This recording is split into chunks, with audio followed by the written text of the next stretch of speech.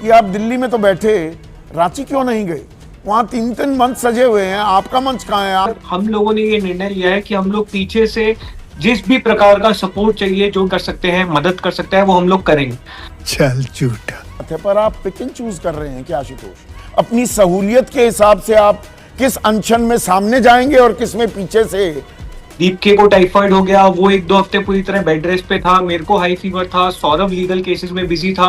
अरे आशुतोष रांका दिल्ली में चले जाते हैं, ये विपक्षी राज्य जो शासित है वहां नहीं जाते, इनका तो हिडन एजेंडा है। दिक्कत ये है कि आपको सवाल करना चाहिए झारखंड सरकार से, लेकिन आप झारखंड सरकार से सवाल करने की जगह सीजेपी से सवाल करते हैं। पर सवाल आपसे भी पूछा जाएगा, क्योंकि अब युवा को आप में भी भरोसा है। You cannot deny that, you become the poster boys. मेरे भाई, हम और तुम इन जलीलों से, इन बेशर्मों से, इन नमक हरामों से, इन हरामजादों से कहीं बेटर हैं जो जंतर मंतर के लिए मातम कर रहे थे और आज रांची के लिए चुप हैं।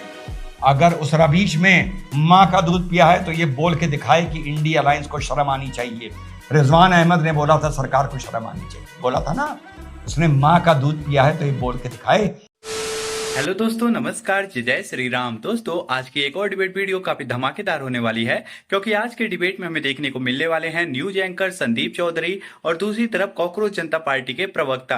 दोस्तों, आज के इस डिबेट में न्यूज एंकर संदीप चौधरी ने कॉकरोच जनता पार्टी के प्रवक्ता से काफी कड़े मुद्दों पर सवाल जवाब किया है और वीडियो के अंत में जाते जाते रिजवान अहमद ने कॉकरोच जनता पार्टी और उनके नेताओं को डिबेट में अच्छे से धोते हैं और अच्छे से बेइज्जत करते हैं, जिसे आज के इस डिबेट में हम लोग देखने वाले हैं। तो आप लोगों से अनुरोध है, वीडियो में अंत तक बने रहिएगा और पूरे डिबेट को ध्यान से सुनिएगा।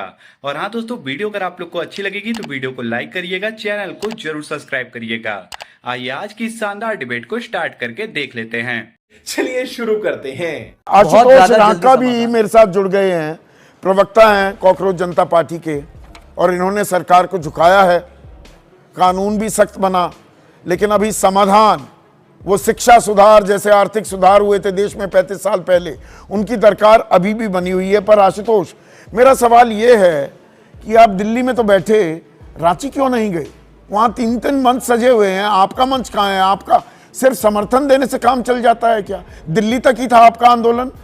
Good question, you are a good question. Sir, आपका सवाल जो है इसी में आपने जवाब भी दे दिया।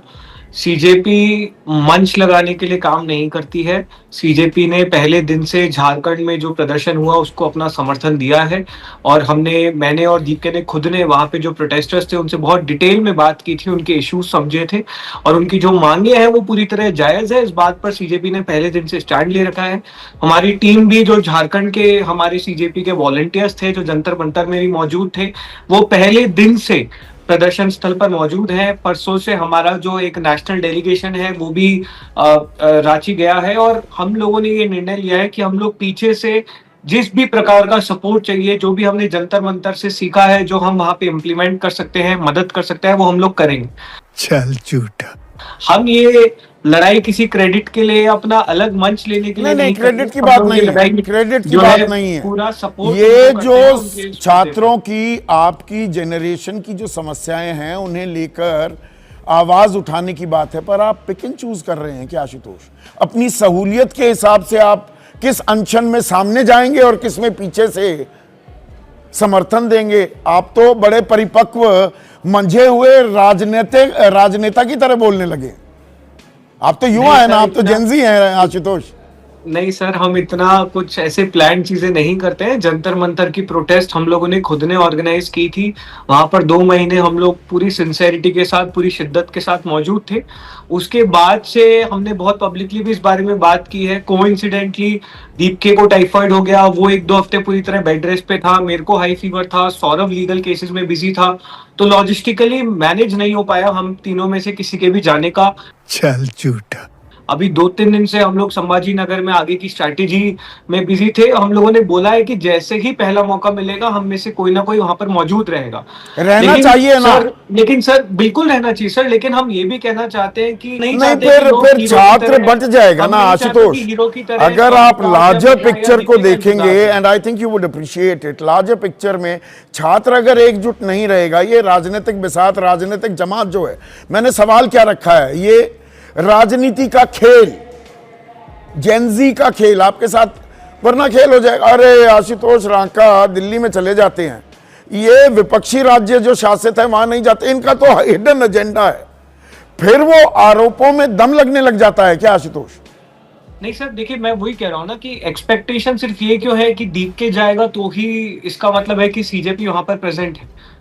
नहीं आशुतोष रांका चले जाएं, आप चले जाएं, नहीं मैंने सौरभ दास चले जाएं। लॉजिस्टिकली मैंने आपको हमारी सिचुएशन बताई लास्ट 2 हफ्ते की, लेकिन ये एक्सपेक्ट करना कि हम तीनों में से कोई मौजूद है तभी माना जाएगा कि सीजेपी वहां पर मौजूद है, ये अनफेयर है। चल झूठा। फिर भी हमने बहुत ऑनेस्टली ये चीज बोली कि अभी लॉजिस्टिकली हम तीनों का नहीं हो पा रहा था, लेकिन सीजेपी पूरी तरह से वहां पर मौजूद है। हमने बहुत क्लियरली बोला है कि हम स्टूडेंट्स की डिमांड को सपोर्ट करते हैं। नहीं, उसमें रीच आउट की कोशिशें भी हो रहे हैं।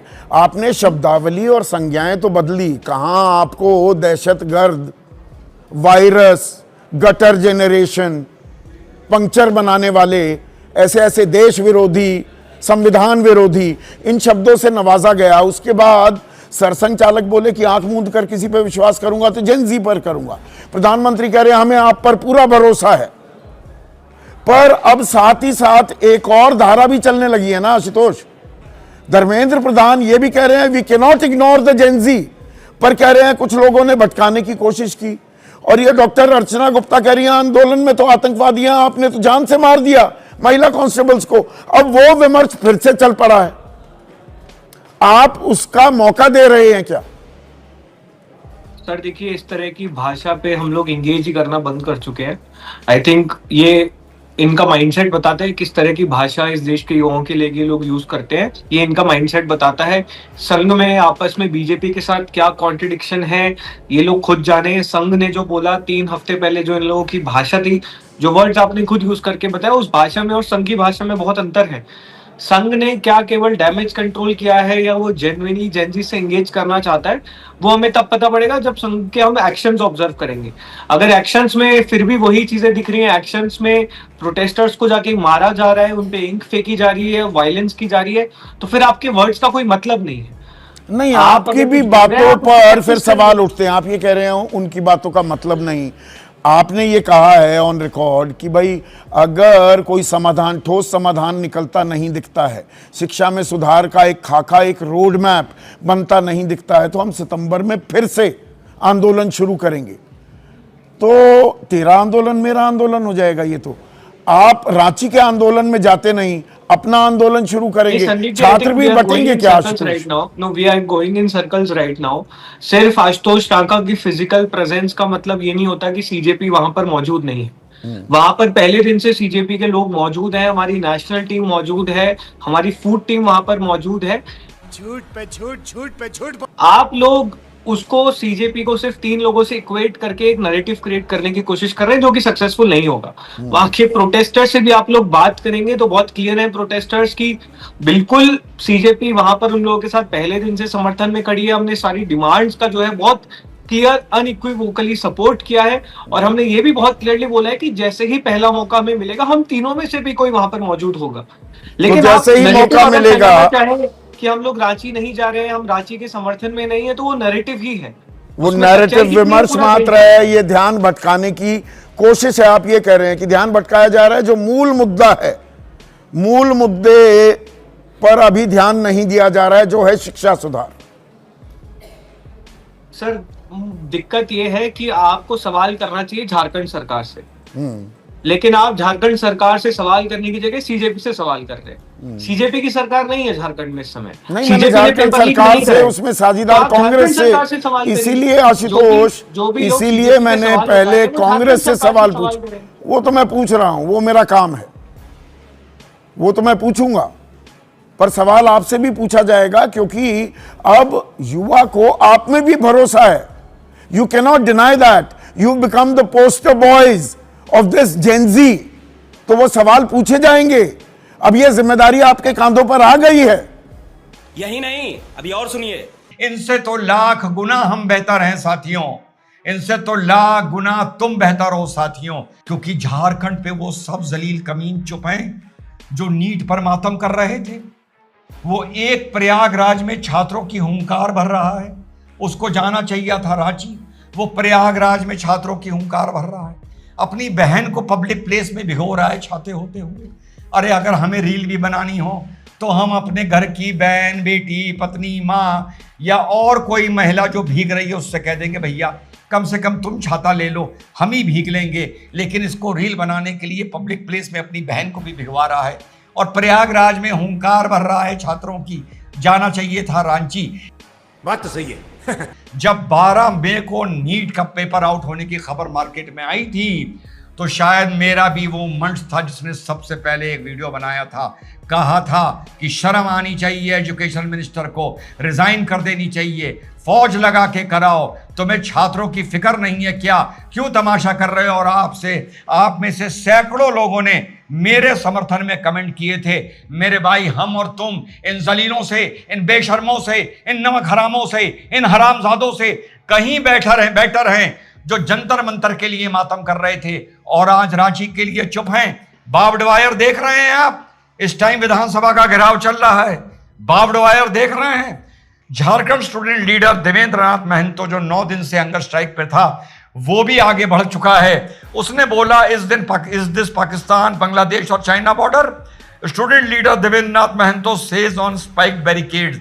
महतो भाई ये स्पाइक्ड बैरिकेड्स नहीं हैं, ये ब्लेडेड बैरिकेड्स हैं और ब्लेडेड बैरिकेड्स वहां लगते हैं जहां पर किसी टेरर अटैक का डर होता है, या जैसा महंतों ने बोला बॉर्डर पर लगते हैं। आप लोगों को जानकर बड़ा ताज्जुब होगा, खेतों में भी ये ब्लेडेड वायर्स आप नहीं लगा सकते। इस मारे हमने भी नहीं लगाए हैं कि कहीं कोई जानवर अपना सर अंदर डाले तो उसकी कहीं गर्दन पे कट ना आ जाए। ये सर्कुलर है गवर्नमेंट का और यहाँ पर ये ब्लेडेड वायर्स लगाए। ब्लेडेड वायर का फायदा ये होता है कि जैसे जंतर मंतर में आपने देखा था, परमिशन ना होने के बावजूद कुछ दंगाई, कुछ गुंडे वो कूद कर भाग रहे थे। कूद कर जब वो भाग रहे थे पार्लियामेंट हाउस की तरफ तो उनका कूदना आसान हो रहा था। जब आप ब्लेडेड वायर लगा देते हैं तो उसमें स्किन कहीं फंसती है या कपड़ा कहीं फंसता है, आपको कूदने में 15, 20, 30 सेकंड, 40 टाइम लगता है। इतने में नीचे खड़ी या सामने खड़ी पुलिस आपको लठिया के साथियों नीचे गिरा देती है। ये प्रोहिबिटेड वायर्स हैं जो आमतौर पे पब्लिक प्लेस पे नहीं लग सकते हैं साथियों।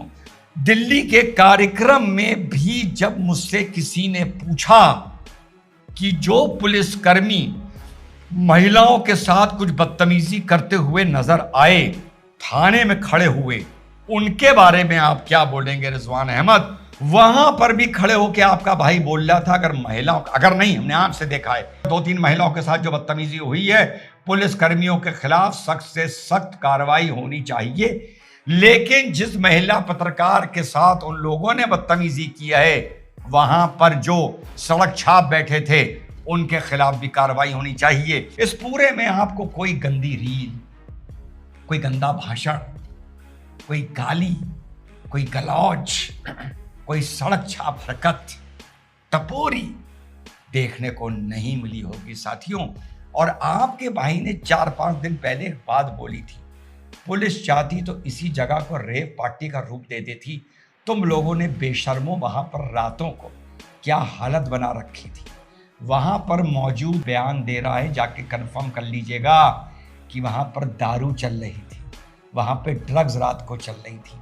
ये इस बंदे का बयान है साथियों, मैं इसको कंफर्म नहीं कर सकता और यही बात आपका भाई बोल रहा था। लेकिन दूसरी तरफ आपको जो बेशर्मी देखने को मिलेगी वो हम में और आप में नहीं है साथियों। हम तो फिर भी गलत को बिल्कुल डंके की चोट पर गलत बोलते हैं। 12 सितंबर का वीडियो, 12 मई का वीडियो, 21 मई का वीडियो, जून के कितने वीडियो उठा के देखो। सरकार के खिलाफ, एजुकेशन मिनिस्टर के खिलाफ मैंने क्या बोला था और आप लोगों ने मेरा साथ दिया था। और एक ये तरफ इस तरफ बेशर्म है कि ये इनके नेता जो इंडिया अलायंस की बात करते हैं, करो, लेकिन कुछ तो ईमान रखो। अगर उस रबीश में माँ का दूध पिया है तो ये बोल के दिखाए कि इंडिया अलायंस को शर्म आनी चाहिए। रिजवान अहमद ने बोला था सरकार को शर्म आनी चाहिए, बोला था ना, उसने माँ का दूध पिया है तो ये बोल के दिखाए कि इंडिया अलायंस को शर्म आनी चाहिए, विपक्ष को शर्म आनी चाहिए, राहुल गांधी को शर्म आनी चाहिए। जाओ पहले रांची, वहां का मैटर सुलझाओ, प्रयागराज में बैठकर छात्रों की हुंकार ना भरो और उनको मिसगाइड ना करो। हम यूट्यूबर सारी परीक्षाओं के मामले को, आंदोलन को हर राज्य में कवर नहीं कर सकते। मैं ये बात आज से नहीं, कई साल से अपने वीडियो में कह रहा हूं।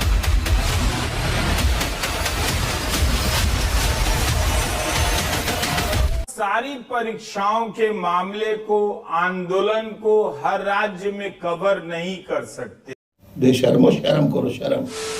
दोस्तों आज का ये डिबेट यहीं पे खत्म हो चुका है। आज के इस डिबेट के बारे में और कॉकरोच जनता पार्टी के बारे में आप सभी लोगों का क्या राय है, आप लोग अपनी राय वीडियो के कमेंट बॉक्स में हमें जरूर बताइएगा।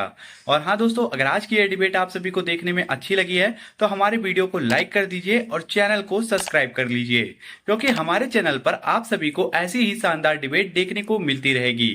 और इस वीडियो को ज्यादा से ज्यादा मात्रा में सभी तक शेयर कर दीजिए ताकि सब तक ये वीडियो पहुंचे और सब लोग इस वीडियो को देख सकें।